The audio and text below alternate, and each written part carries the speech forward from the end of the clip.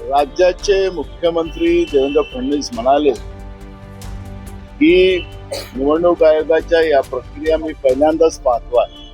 मला स्वतःला आश्चर्य झालेलं आहे.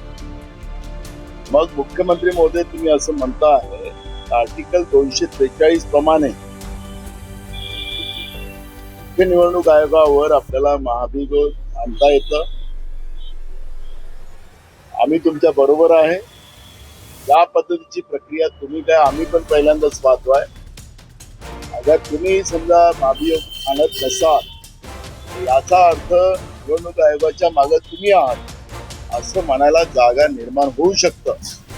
आणि म्हणून मी आपल्याला या निमित्तानं राज्यामध्ये स्थानिक स्वराज्य संस्थांच्या निवडणुकीमध्ये जो घोळ निर्माण झालेला आहे, उमेदवार आणि लोकांमध्ये जो मनस्ताप निर्माण करण्याचं काम निवडणूक आयोगाने केलेलं आहे, अशा निवडणूक आयोगावर महाभियोग आणून त्यांना त्याची उचल मागणी केली पाहिजे आणि त्यांच्यावर कारवाई केली पाहिजे आणि आर्टिकल 243 प्रमाणे आपल्याला करता येईल. आपण हे महाभियोग केव्हा, आता हिवाळी अधिवेशनाची प्रक्रिया तेव्हाच हे करण्यात यावं अशी अपेक्षा.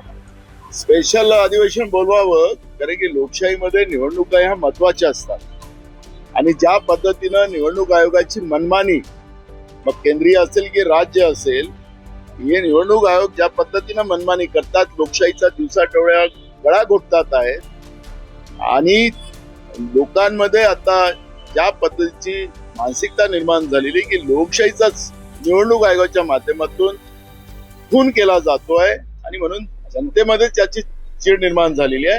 आणि म्हणून सक्षम विरोधी पक्ष म्हणून आम्ही आता मुख्यमंत्र्यांच्या समोर हा प्रस्ताव ठेवतोय आणि त्यांनी पण चिंता व्यक्त केलेली आहे आणि त्यांनी महाभियोग